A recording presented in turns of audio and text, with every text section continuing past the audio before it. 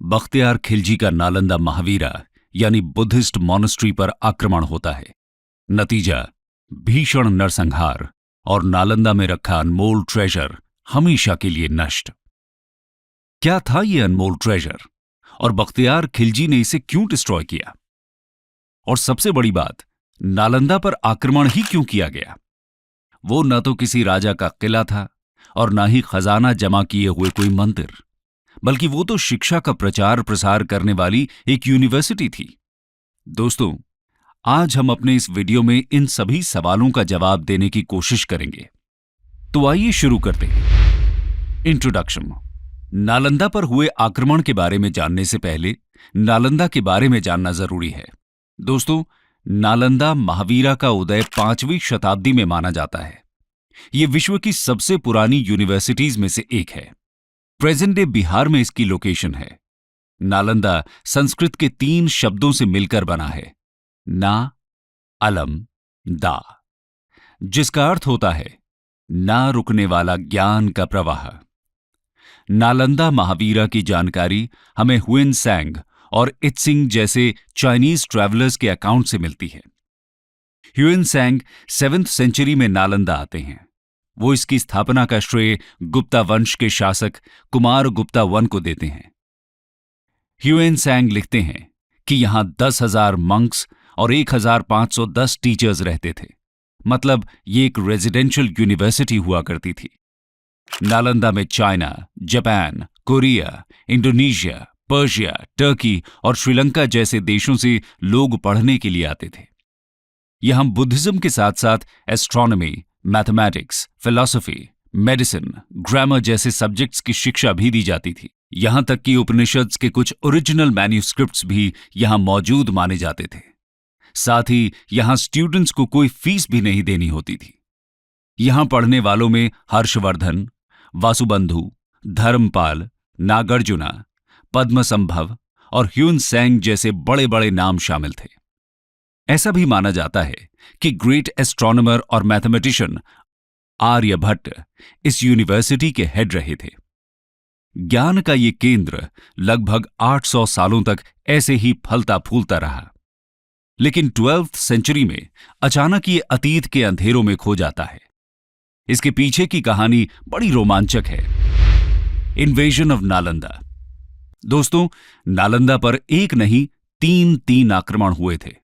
पहले 2 आक्रमण के बाद इसे फिर से रीबिल्ड कर लिया गया था, लेकिन तीसरा आक्रमण इसके लिए फेटल साबित होता है।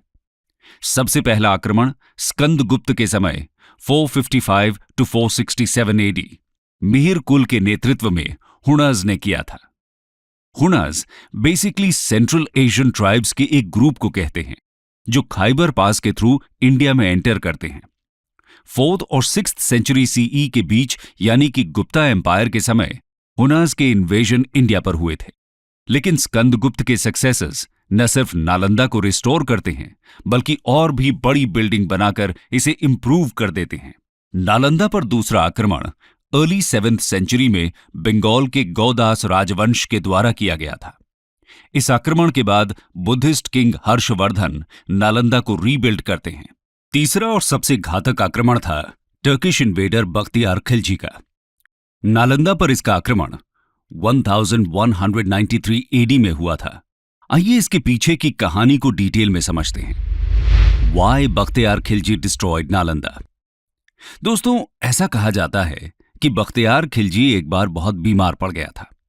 बहुत से उपाय और हकीमों के इलाज के बाद भी सेहत में कुछ सुधार नहीं हो रहा था। ऐसे में किसी ने सलाह दी कि नालंदा महावीरा के प्रिंसिपल राहुल श्री भद्र इलाज कर सकते हैं। एक बार उनसे इलाज कराकर देखा जाए। बख्तियार खिलजी को किसी गैर मुसलमान से इलाज कराना मंजूर नहीं था, इसलिए वो इस सलाह को पहले नजरअंदाज कर देता है।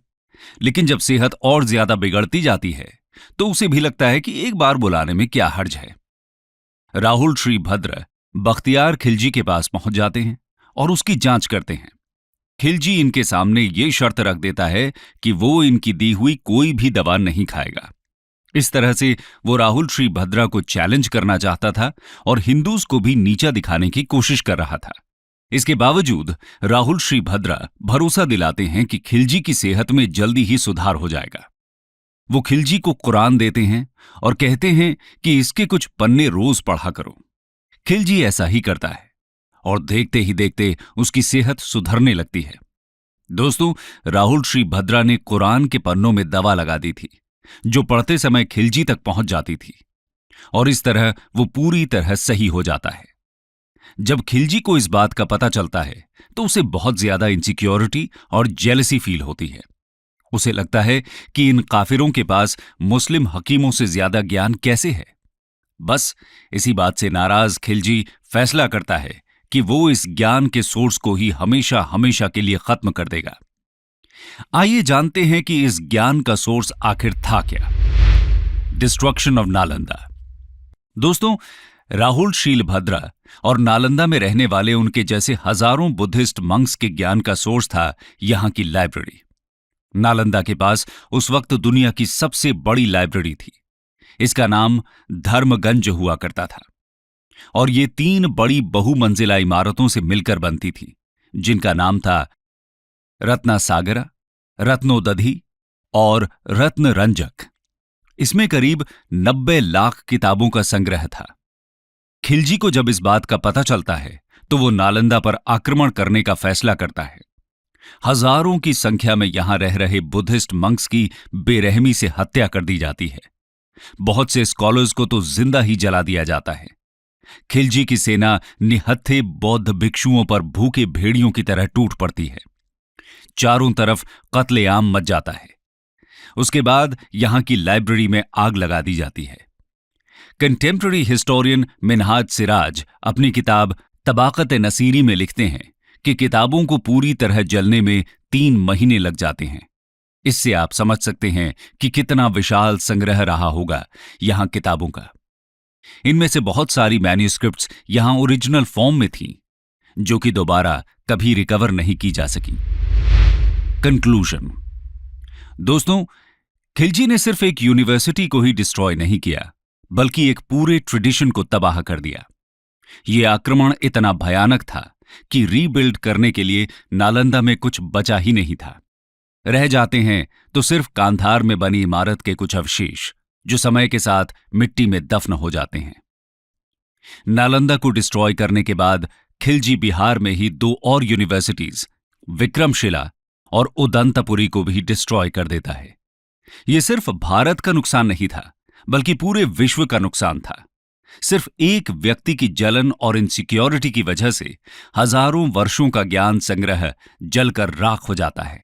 भारत जैसा कल्चर, जहां किताब के एक पन्ने को फाड़ना भी पाप माना जाता है, उसके इतिहास में होने वाली ये घटना सच में शर्मसार करती है।